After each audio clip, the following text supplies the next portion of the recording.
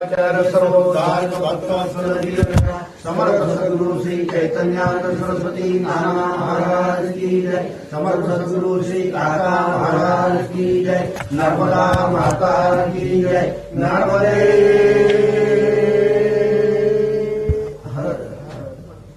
आता दुसरा जो अध्याय आहे त्या दुसऱ्या आता हे जे पुस्तक आहे गुरुचरित्र हे कोणी लिहिलं तर नरसिंह सरस्वतींच्याच वंशातले गंगाधर सरस्वती गंगाधर म्हणून एक होते. त्यांना हा आदेश झाला की बाबा रे तू माझं सगळं चरित्र लिही, म्हणून त्यांनी हे सगळं चरित्र त्यावेळेस लिहून ठेवलेलं आहे. सरस्वती गंगाधर हे एक अत्यंत थोर पुरुष होते. महाराजांचे पट्टशिष्य होते. महाराजांनी त्यांनी वेळोवेळी स्वप्नात येऊन महाराजांनी त्यांना आदेश दिलेत की कशा कशा क्रिया झाल्या. त्याची या पोथीची जुनी काही आवृत्त्या पण त्यांना हस्तलिखित सापडली आहेत आणि त्यावरून त्यांनी ही पोथी तयार केली आहे. नंतर रामचंद्र कामत म्हणून एक गृहस्थ आहेत, वारले ते आता, त्यांनी ही पोथी शुद्ध केलेली आहे. त्यामुळे त्याला सगळा दुजोरा मिळालाय. आणि हे ज्या काही क्रिया या ठिकाणी आपण वाचणार आहोत, ऐकणार आहोत, या सगळ्या सत्य क्रिया आहेत, या सगळ्या सत्य घटना आहेत. त्यामुळे त्याच्यावरती आपण 100% विश्वास ठेवला पाहिजे. आता दुसरा जो अध्याय आहे त्या दुसऱ्या अध्यायामध्ये सृष्टीची उत्पत्ती कशी झाली ते दिलेलं आहे. त्या सृष्टीची उत्पत्ती का झाली. हा जो देव आहे हा थोडासा वेडा होता, त्याला काही करमत नव्हतं. मग तो सहज एक दिवशी बसला होता. बसल्या बसल्या विचार आला नुसतं आपण एकट्यानेच राहून काय उपयोग आहे. मग तो जेव्हा एकटा होता तेव्हा अद्वैत होतं. मग तो म्हणे अद्वैतामध्ये काही मजा नाहीये, द्वैत पाहिजे. म्हणून त्याने पुरुष आणि प्रकृती तयार केली. मग आता पुरुष हा नर आहे आणि प्रकृती ही स्त्री आहे. मग त्या ठिकाणी पुन्हा द्वैत तयार झाला. मग तो म्हणतो आता हे द्वैत तयार झालाय, मग आपण काहीतरी मजा केली पाहिजे.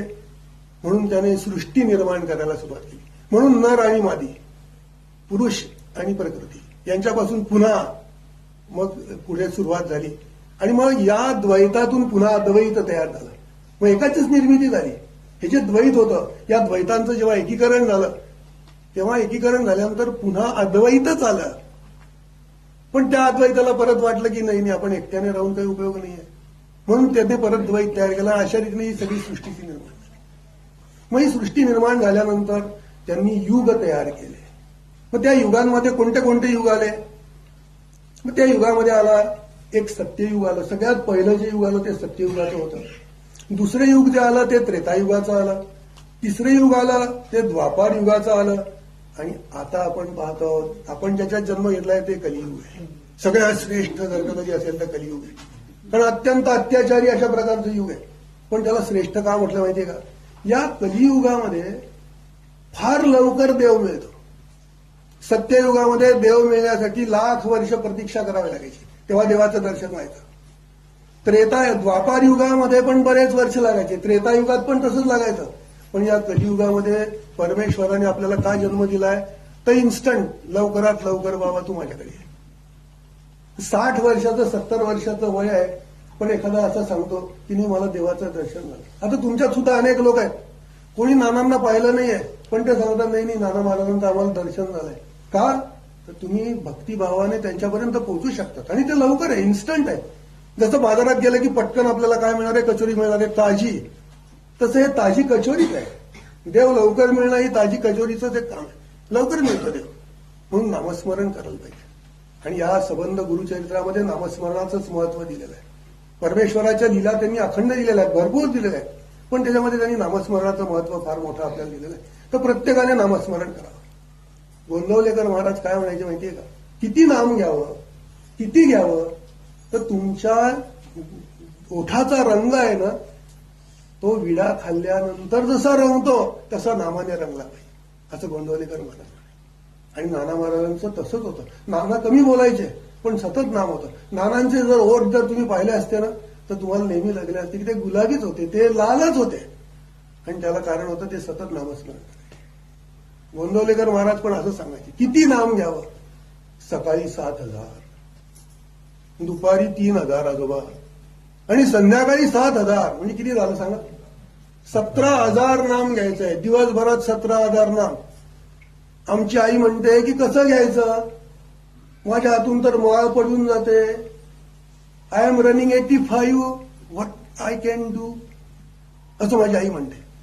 मग तिला सांगतो की आई घे ग, नाम घे, आता तुला काही दुसरं काम नाहीये ना. काम नाही म्हणून नाम घे. काम होतं तर नाम घ्यायची जरूरच नव्हती. येता जाता उठता बसता होतच होतं. 17,000 जप करा रोज, आणि बघा बरं परमेश्वर कसा मिळत नाही. आणि आम्हाला खूप खूप सवड आहे अहो, पण आम्ही त्या सवडीकडे लक्षच देत नाही. आम्ही कामातच असतो, असं आम्हाला वाटतं की आम्ही दिवसभर कामातच आहोत. एखाद्या स्त्रीला विचारलं का हो काय करणार, हो अगदी काय मेल्यासारखं काम करते दिवस, मेल्यासारखं, मरत नाहीत. म्हणताना म्हणते की मी मेल्यासारखं काम करते. काल माझे एक दोस्त ऑफिसमधनं आले, संध्याकाळी आमची त्रिपदी चालू होती. त्रिपदी झाल्यानंतर त्यांनी मला नमस्कार, दिवसभर उभा आहे हो मी. पण तिथे काय तू उभा होता तर तिथे काय तू पोती वाहिली का, पोती वाहिली असते ते म्हटलं दमला. काही नाही, पोरांची कामं केली, येऊन गेल्या घरी, तरी दमला. पण त्यात तुम्ही नाम घेतलं पाहिजे. दमणं, माणूस दमत नाहीच. काय झालं, बरोबर आहे की नाही, माणूस कधीच दमत नाही. दमल्याचा तो आविर्भाव करतो, तो बतावणी करतो. तुमच्या मनाबद्दल जर का आता असेल की मला मुंबईला 1 कोटी रुपये मिळणार आहे, काय कराल बरं तुम्ही सांगा मला. आत्ता तुम्ही दिवसभर काम केलेलं आहे, सकाळपासून ओव्हर टाईम करून काम करताय, आणि संध्याकाळी तुम्हाला फोन आला की आत्ता मुंबईला या, तुम्हाला 1 कोटी रुपये देणार आहे. तुम्ही काय करा, अरे आत्ताच म्हणाल चला गाडी आत्ता एवढ्याच काळात, चला दमलं कशात आला, म्हणजे काही दमलेलं नाहीये, काय केलंच नाही मी दिवसभरात. आणि जर का कधी ते मिळणार नसतील तर दमलं यार मी येतात, तर ते तुम्ही टाळलं पाहिजे. इन्स्टंट तुम्ही केलं पाहिजे, आणि स्वतःहून कराल ना तर वेळ मिळेल. सवड काढली तर वेळ आपलाच असतो, आणि ती सवड आपण काढायची. गुरुचरित्रामध्ये आपल्याला तेच सांगितलेलं आहे की सवड काढा, ती तुमच्याजवळ आहे, ती तुम्हाला मिळणार आहे, 100% मिळणार आहे. पण आपण तिथेच टाळतोय. आपण म्हणतो मला वेळच नाही. एखाद्या आजीला आपण विचारलं, आजी दिवसभर काय करता, काही नाही हो, अजिबात वेळ मिळत नाही मला, ते असं झालं तसं झालं, ते झाडलं ते झालं. अहो तसं नाहीच आहे, तुम्हाला काही करायचंच नाही. तुमच्या घरामध्ये सगळ्या बाया लावलेल्या आहेत कामाला. तुम्ही करा, नाम घ्या, आणि उद्धरून जा. थोडक्यात उद्धरता येतं. अहो लोक नाना तर असं सांगायचं, 1 क्षणभर देवासमोर उभं राहा, 1 क्षण. नुसतं नाना नाना, की नाना तुमच्याजवळ आहे का, पण आमच्याजवळ नाना म्हणण्याची पण ताकद नाही आहे. आम्ही नाना मनापासून म्हणतच नाही. नाना म्हणताना आमच्या मनामध्ये अनेक विचार असतात, माझ्या मुलीचं कसं होईल, माझ्या मुलाचं कसं होईल, ते दूध उतास तर जाणार नाही, पण एकदा तर म्हणा नाना. आणि नाना या शब्दाचे अर्थ अनेक आहेत. तर तुम्ही कृपा करून प्रत्येकाने नामस्मरण करा. गुरुचरित्रामध्ये आपल्याला फक्त नामाचाच महिमा दिलेला आहे, त्यांनी घटना दिलेल्या आहेत. आणि हे काय दिलंय माहितीये का, आपण त्याप्रमाणे वागण्याचा प्रयत्न करावा म्हणून दिलेलं आहे. तुम्ही तसं वागू नका, तुमच्याकडनं तसं घडणार नाही, माझ्याकडनं पण घडणार नाही. मी काही कोणी संत नाही, साधू नाही आहे, मला नमस्कार करण्याची गरजच नाही आहे. मी उलट लाजल्यासारखा बसून राहतो, एवढे लोक नमस्कार करतात, मला लाज वाटते की अरे तुझ्याजवळ काही नसताना तू का नमस्कार करून येतो. पण लोक ऐकत नाही. आपण सांगतो अहो नमस्कार नका करू, मी ऑर्डिनरी मनुष्य आहे, पण लोक ऐकत नाही. ते करतात, नाही काका अहो करूच द्या. मग मी सरळ दिगंबरा श्रीपाद वल्लभ दिगंबरा नाना तुम्हाला अर्पण. मग ते जे येतं ते सगळं नानांना अर्पण करतो. का, कारण आपली पात्रता नाही, ती घेण्याची पात्रता नाही, देण्याची पात्रता आहे. आपल्याला साठवण्याची पात्रता नाही, आपण ठेवूच नाही. साठवून ठेवूच नका, जे असेल ते देऊन मोकळं नका.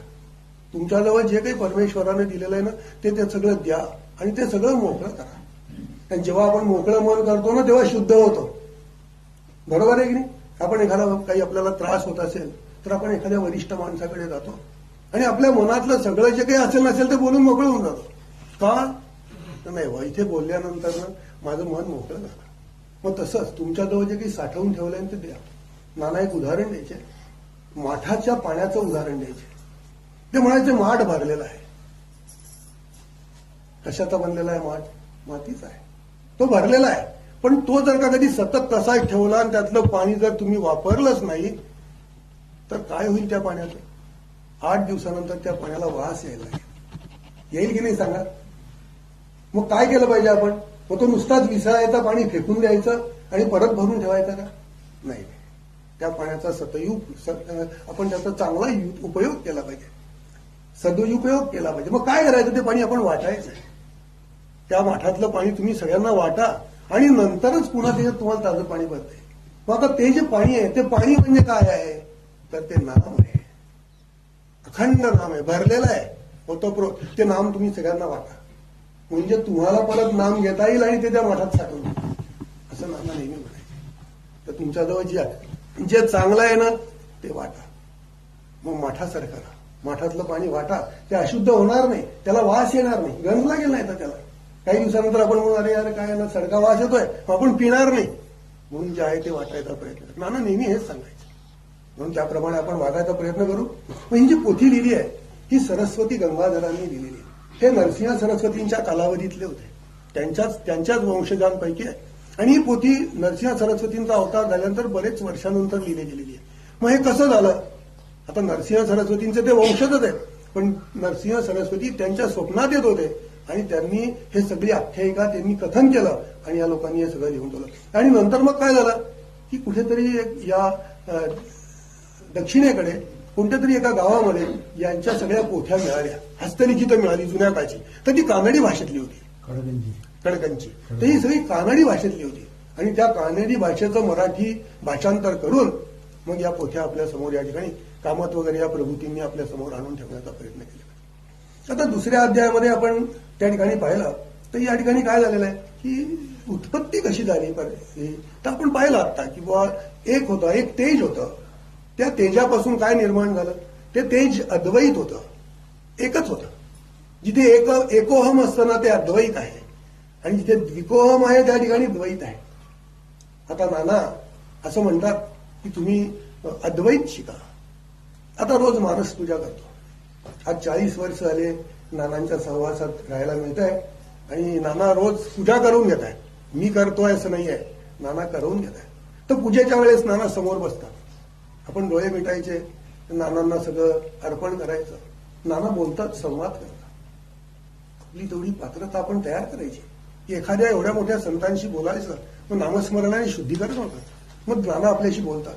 मग नानांना एक दिवशी असा प्रश्न विचारला की नाना तुम्ही तर नेहमी अद्वैत करा, अद्वैत करा, अद्वैताची शिकवण घ्या म्हणून शिकवतात. मग आता तुम्ही माझ्या समोर बसले आहात तर हे तर द्वैत झालं, कारण तुम्ही वेगळे आणि मी वेगळं, कारण 2 शरीर आहेत, मग ते द्वैत झालं. तर नाना काय म्हणतात माहितीये का की द्वैत शिकल्याशिवाय अद्वैत मिळणारच नाही म्हणतात.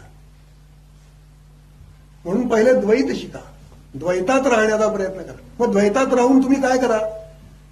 द्वैतात राहून एकोहम करा, एकत्र राहण्याचा प्रयत्न करा. त्या ठिकाणी शिका तुम्ही की दोघांचं मन कसं एका ठिकाणी आहे. आणि हे मनच असं चंचल आहे, मन मोठं बेकार आहे. हा काही अवयव नाही आहे, एक ही भासमान प्रकृती आहे. मन हे काय आपल्या शरीरात कुठे मिळतं का? शरीर कापल्यानंतर मन हा एक अवयव बाजूला काढून ठेवला, असं कधी झालंय का? भौतिकशास्त्रात हा पद्धतच नाहीये. मन हे नाहीच आहे. मन हे काय एक अशी प्रकृती भावना आहे की ती एक तयार होते आणि त्या मनावरनच आपण हे सगळं पुढे घडतो.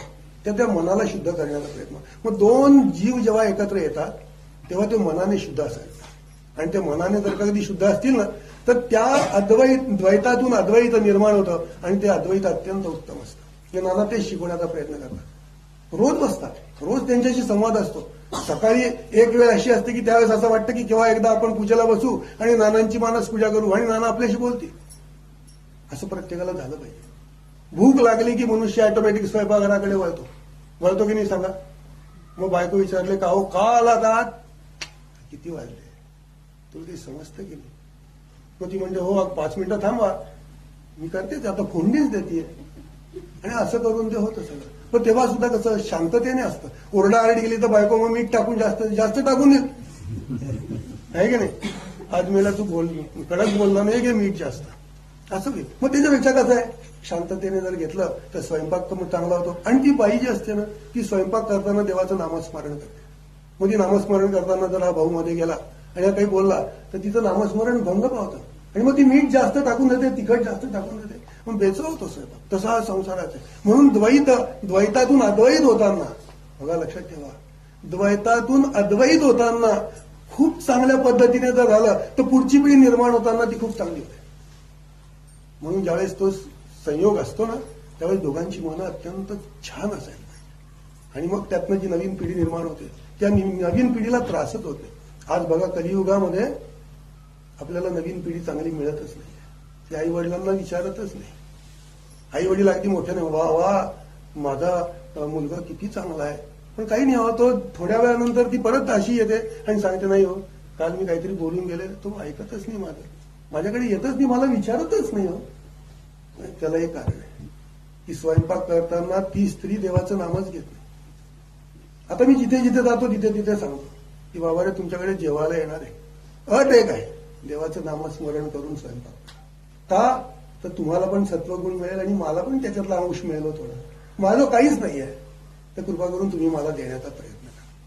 म्हणून त्याला सांगतो की स्वयंपाक करताना माझी मिसेस आहे, माझी बायको आहे, सतत स्वयंपाक करताना त्रिपदी म्हणते. बघा एवढा फरक आहे. तिला नानांनी सांगितलंय की स्वयंपाक करताना देवाचं नाम घेते. आमचं लग्न जेव्हा झालं ना, पहिली अक्षर नाना महाराजांना दिलेली आहे. तिच्या घरचे लोक पण फार मोठे भक्तिवान, रामाचे भक्तिवान होते आणि आमच्याकडून दत्ताची उपासना होती. आणि राम आणि दत्त हे वेगळे नाहीच आहेत, एकच आहेत. नंतर एखाद दिवशी आपण या 7 दिवसामध्ये राम आणि दत्त काय त्याच्यावरती विश्लेषण करू. मग आता हा जो दुसरा अध्याय होता त्याच्यामध्ये आदिमूर्ती, आदिमूर्ती म्हणजे विष्णू एकांतात बसलेले होते वटपत्र शयन. वटपत्र म्हणजे काय माहितीये का, वडाच्या पानावरती पहुडलेले होते, नागाबरोबर नागशय्या होती त्याच्यावरती पहुडलेले होते. काय विचार करत होते काहीतरी केलं पाहिजे आपण. मग केलं पाहिजे तर काय करायचं, सृष्टीची उत्पत्ती करायची. म्हणून ही सृष्टीची उत्पत्ती झाली. मग त्याच्यामध्ये अनेक प्रकारची, म्हणजे आता ही जे जैविक आणि अजैविक हे दोन्ही उत्पत्तीच आहे. दगड माती ही सुद्धा परमेश्वरानेच निर्माण केलेली आहे आणि सजीव उत्पत्ती सुद्धा परमेश्वरानेच निर्माण केलेली. या दोन्ही उत्पत्तीच आहे. मग नुसतंच आपण म्हणतो बा निर्जीव होते मग सजीव कसे तयार झाले, तर नाही, दोन्हीची उत्पत्ती ही परमेश्वरानेच निर्माण केलेली आहे. म्हणून आपल्याला आज पृथ्वी दिसते. आता भौतिकशास्त्रामध्ये आपण जर का गेलो तर मग सूर्याचं काय झालं, सूर्यातून एक गोल बाहेर पडला, मग तो काही दिवसानंतर थंड झाला, भौतिकशास्त्र आहे. परंतु आध्यात्मिक दृष्टीने जर का कधी पाहिलं तर सगळा हा प्रकार आहे. मग आपण कुठे विश्वास ठेवायचा, तर नाना असं म्हणायचे भौतिकशास्त्र आणि आध्यात्मिक शास्त्र जेव्हा एक होईल तेव्हाच मानवाचं कल्याण. कारण काय, भौतिकशास्त्राचा शोध लागला तर आज आपण विमानाने अमेरिकेत जाऊ शकतो. बरोबर आहे की नाही. नुसतं जर अध्यात्मात राहिलं तर मनाने आपण अमेरिकेत चालत जाऊ, पण तिथलं जे ओरिजिनल आहे ते आम्हाला काहीच मिळणार नाही. बरोबर आहे की नाही. आज आमचं शरीर तिथपर्यंत जाऊ शकणार नाही. एक अनुभव सांगतो तुम्हाला. एक दिवशी रात्री 12 वाजता साधनेला बसलो. सत्य घटना आहे, असत्य नाही आहे.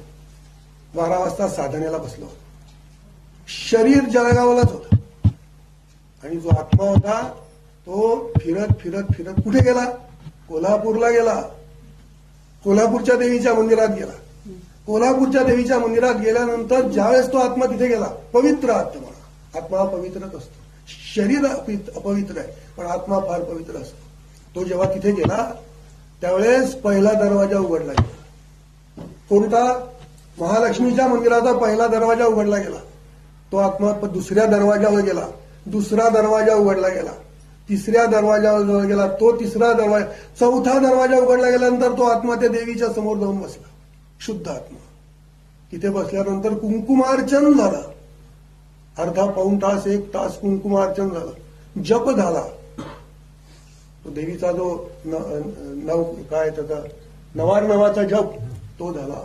तो जप होता होताच कुंकुमार्चन झालं. नंतर मग तो आत्मा परत हळूहळू सगळं झाल्यानंतर एक एक दरवाजा बंद होत गेला. पुन्हा तो जळगावला आला, शरीरात घुसला, शरीर जागृत झालं. रात्रीचे 2 वाजले होते.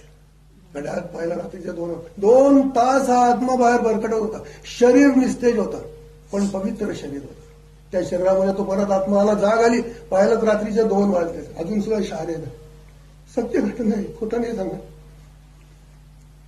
माझंच मला जाणवलं की आपण इतक्या वेळ कुंकुमार्चन करून हाताला तर काहीतरी लागलेलं असेल की नाही.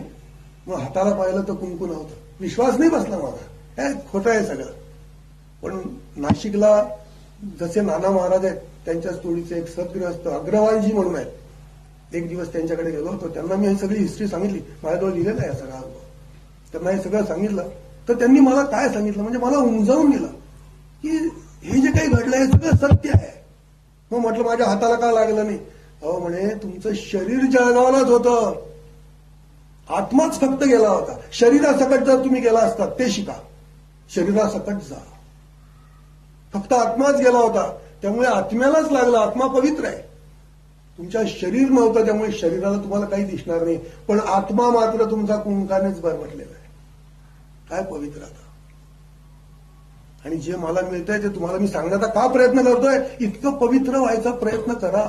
आणि हे कशाने होतं माहितीये? नामस्मरणाने होतं. या 40 वर्षामध्ये महाराजांनी 15 कोटी जप करून घेतलाय. सहज नाहीये ते, सहज शक्य नाहीये. त्यासाठी अत्यंत कष्ट करावे लागतात. आणि कष्ट काय? येता जाता उठत बसता, रात्री झोपताना, झोपून उठल्यानंतर फक्त नाम घ्या. नामाशिवाय पर्याय नाही. 15 कोटी नाम घेणं काही चेष्टा नाहीये. अहो 8 कोटी घेता घेता म्हातारा मनुष्य होऊन जातो. पण लहानपणापासून नानांनी आम्हाला धरून ठेवलं, त्यामुळे ते शक्य झालंय. इम्पॉसिबल, शक्यच नाहीये. आणि मी नेहमी लोकांना सांगतो की अहो तरुण आहात, आतापासून सुरुवात करा. आणि आतापासून सुरुवात केली ना तर आपल्या आयुष्याच्या शेवटापर्यंत कमीत कमी 13 कोटी तर होईल. नाही 15 कोटी तर 13 कोटी तर होईल. तेवढा करा. आणि नामासाठी काही तुम्हाला काही सोळवळ पाडायचं, अहो मी पायजमा घालून बसलोय. कशात सोळं? मन शुद्ध करा. सगळं सोळच आहे. तुम्ही सगळे सोळ्यातच आहात. आपण उगतच म्हणतो हे अशुद्ध आहे आणि ते अशुद्ध आहे. काहीच अशुद्ध नाही. Everything is true. ते सगळं स्वच्छच आहे. इतकं स्वच्छ आहे की न भूतो न भविष्य. का माहितीये का? परमेश्वराने निर्माण केलेलं आहे. मानवाने निर्माण केलेलं असतं तर ते अपवित्र होतं. अन्न अपवित्र होऊ शकतं. मानवाने निर्माण केलं. गहू तांदूळ नाही बरं, ते परमेश्वर निर्मित आहे. पण मानव जे फोडणी देऊन तयार करतो ना ते अपवित्र आहे. का? कारण त्याचे विचार चांगले नाही. म्हणून ते विचार चांगले ठेवण्याचा प्रयत्न करा. नाम घ्या. ज्याच्याजवळ नाम आहे ना त्याच्याजवळ राम आहे. सतत राम त्याच्याजवळ राहतो. तुम्हाला जो आवडता देव आहे त्याचं नाम आहे. काही लोक म्हणतात आम्ही तर गुरुच केले नाहीये. तर गुरु करण्याची गरज नाही आहे. तुम्ही स्वतःच गुरु आहात. तुमचा जो आतमध्ये आहे ना तो स्वतःच गुरु आहे. पण तुम्ही त्याला कधी शोधायचा प्रयत्नच करत नाही. तो इतका शुद्ध आहे की न भूतो न भविष्य. त्याचा इतका पवित्र तुम्हाला जगात कोणीच सापडणार नाही. कारण त्या परमात्म्याचा तो अंश आहे. आपण प्रत्येक जण त्या परमात्म्याचे अंश ते लक्षात ठेवतो.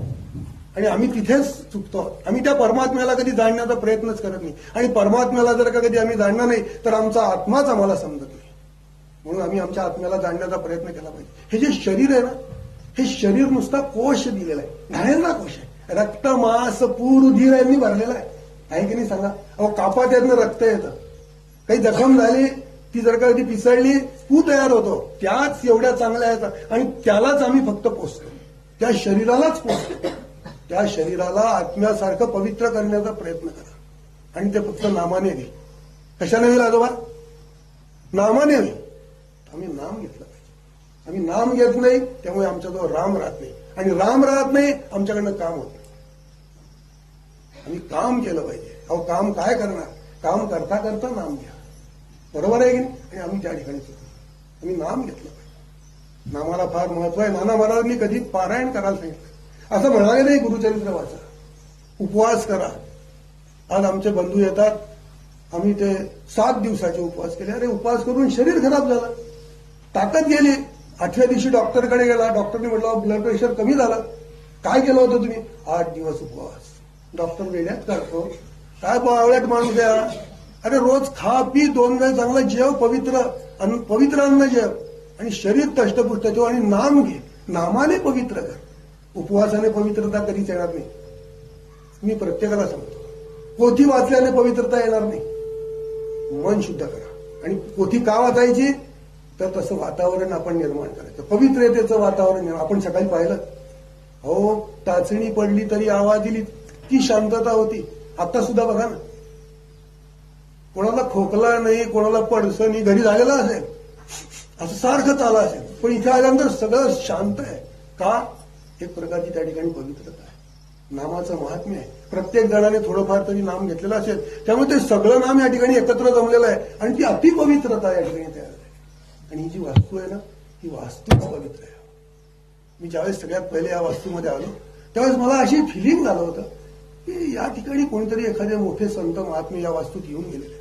आणि म्हणून मी सहज आईसाहेबांना एकदा म्हटलं, आईसाहेब म्हणजे यांच्या जे या घराच्या ज्या मालकीण बाई आहेत ना, मला नाव नाही माहिती त्यांना, की आईसाहेब एकदा पंचरित्राचं पारायण करायचा विचार आहे पाहिजे, या ना म्हणे भाऊ, केव्हाही या ना. आणि तो योग खरंच नानांनी घडवून आणला. आणि हे पोरं आहेत ना फार प्रेम करतात. हे 5-7-10 पोरं आहेत. इतकं प्रेम करतात की न भूतो न भविष्य. त्यात आमचा गण्या म्हणजे विचारूच नका. तो तर म्हणजे जसा मांडीवर घेतला, जसा गोंदवलेकर महाराजांना आमच्या स्वामी समर्थांनी मांडीवर घेतला होता तसा या आमच्या गणूला नाना महाराजांनी मांडीवर बसवला. असं प्रेम करणारे लोक मिळाले ना की नक्कीच पवित्रता आहे. आणि अशा रीतीने आपण गुरुचरित्र या ठिकाणी सादर करतो.